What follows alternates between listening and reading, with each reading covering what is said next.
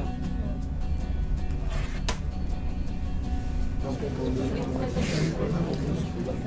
Tout le monde a le droit de lire et pas seulement ceux des grands centres. Que vous sachiez que vous appartenez aussi à une aventure collective, pas seulement individuelle.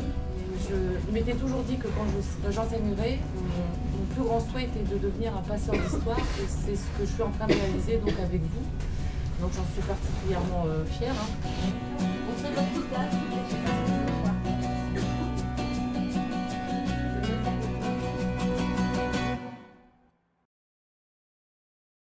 Je ne sais pas, Harry.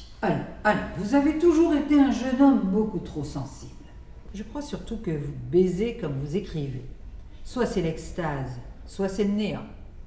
Trouvez-vous quelqu'un de bien et laissez-lui une chance. Faites pareil avec votre livre. Donnez-vous une chance à vous aussi. Donnez une chance à votre vie. Vous savez quelle est mon occupation principale? Nourrir les mouettes. Je collecte du pain sec dans cette boîte en fer qui se trouve dans la cuisine avec l'inscription souvenir de Rockland, Maine, et je vais le lancer aux mouettes.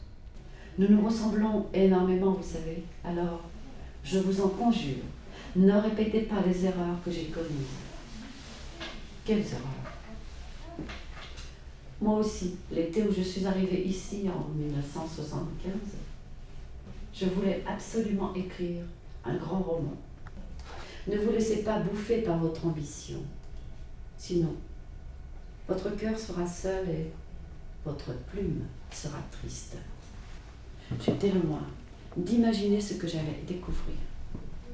Tout commença lorsque j'ouvris un tiroir à la recherche d'un stylo et que je tombais sur un cahier manuscrit et quelques feuillets épars. Il ne sortit de sa chambre que 2 heures plus tard et descendit directement au salon pour s'enfiler quelques whisky. Ne demandez pas qui est Nola, s'il vous plaît.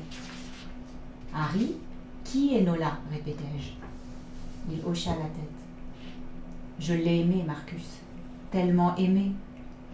Mais pourquoi ne m'en avez-vous jamais parlé? Marcus, personne n'a jamais été au courant de cette histoire. Vous êtes désormais le seul à savoir. Et vous devez garder le secret. Et je fis la liste des objets auxquels je tenais le plus et qu'il me faudrait cacher chez mes parents avant que les huissiers ne viennent frapper à ma porte. J'étais très inquiète. J'ignorais à cet instant précis que Harry m'avait appelé depuis le quartier général de la police d'État à Concorde. Je ne compris rien à ce qui était en train de se passer jusqu'à ce que, vers 16 heures, Douglas me téléphone. « Marc, mon Dieu, t'es au courant, s'égosilla-t-il ? Au courant de quoi ? Bon sang, on va allumer ta télévision. C'est à propos de Harry Kébert. C'est Kébert. Kébert ? Quoi, Kébert ? Alors ça va, vous avez quelques notes. On vient de lire un chapitre. Ma filière pro est de TISEC, technicien des installateurs climatiques et énergétiques. J'envisage de devenir chauffagiste car j'aime les métiers manuels et c'est un métier qui recrute. Je suis en classe, je suis en seconde, en technicienne du bâtiment, études et économie. J'ai fait cette formation pour pouvoir devenir architecte plus tard. As-tu l'occasion de lire? Oui, j'ai eu l'occasion de lire, notamment pour le prix Goncourt des lycéens 2012. Il avait cru oublier la bête, mais l'image s'est enfoncée dans la rétine et maintenant ressurgit tête en bas en viande froide. Le livre doit être bouclé dans 3 semaines, Marcus.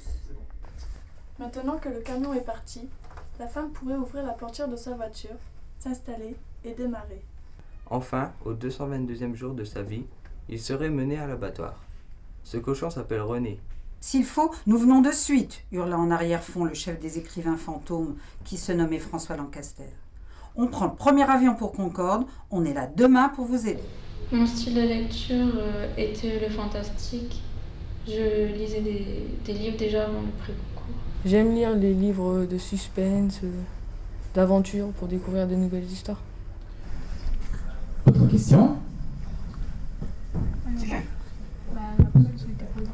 Une question pour Monsieur Dicker. Oui. À l'image de vos personnages, avez-vous plusieurs facettes? Lesquelles? Il y a un peu de moi dans chacun de mes personnages. Je crois qu'il y a un peu de l'écrivain dans chacun de ses personnages, il me semble.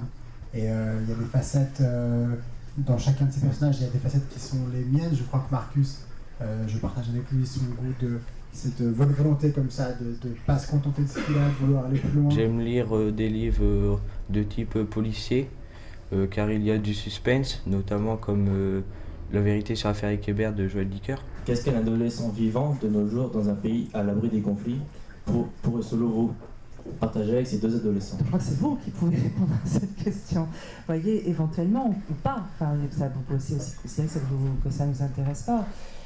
Moi, je peux pas y répondre pour vous. Heureusement, d'ailleurs. Vous êtes-vous inspiré de votre parcours professionnel pour écrire votre récit? Je travaille donc dans une grande entreprise qui s'appelle Orange France Télécom. Donc il y a environ 100 000 personnes qui travaillent dedans. Il y a énormément de métiers. Et dans tous les métiers, il y a aussi les métiers donc, du commerce. Et moi, c'est un monde qui m'a beaucoup interpellé. Je n'ai pas du tout fait des études de commerce ou quoi que ce soit. Je suis plutôt du genre technique. Le prix Goncourt consiste à lire 11 livres en 2 mois. Après avoir lu les 11 livres, on doit choisir 3 livres. Et celui qui aura remporté le plus de votes, il sera élu prix Goncourt des lycéens. En quoi tous les héros qui ont traversé votre enfance et votre adolescence vous ont-ils aidé à vous construire? Je jouais avec eux, je me racontais grâce à eux des histoires. Et après l'opération que j'ai eue il n'y a pas si longtemps, je les ai retrouvés parce qu'au fond, moi, je n'ai plus d'autres familles, vous comprenez? On a une famille de ses parents, son frère, etc. Et puis tout ce monde a disparu pour moi.